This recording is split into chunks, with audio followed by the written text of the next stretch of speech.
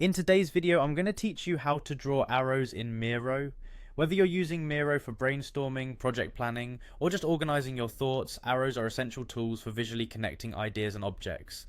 Let's dive right in and explore how to make the most of this feature effectively and creatively. Firstly, we need to head over to miro.com.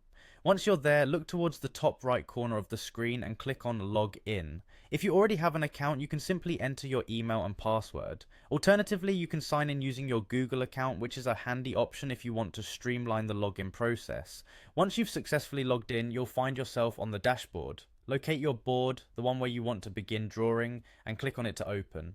With your board open and ready, focus your attention on the left-hand side of your screen. Here you'll find the Shapes and Lines icon. Click on this icon to reveal a variety of shape options. From the list of shapes and lines, go ahead and select an arrow.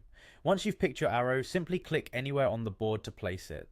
Arrows are great for indicating direction and establishing connections, and they can be resized or rotated to fit your needs. If you need more than one, you can simply select another arrow and click on the board to set it up.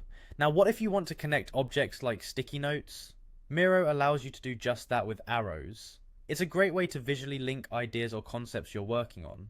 Once you have your objects on the board, just select an arrow and click from one object to another to establish a connection. This can be especially useful in group brainstorming sessions or when formulating a project timeline.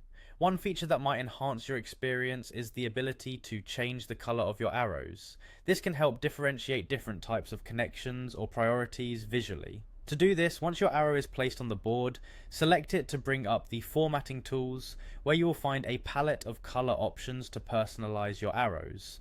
As you explore and create, remember that you can try different styles of arrows to see what best suits your visual needs. Whether you're aiming for sleek and simple or bold and directive, Miro provides the flexibility to adapt the visuals precisely to your requirements. I hope this guide helps you navigate Miro's arrow drawing feature with confidence. Thank you for watching, and don't forget to explore all the other fantastic tools Miro offers to make your projects even more dynamic and engaging. Happy drawing!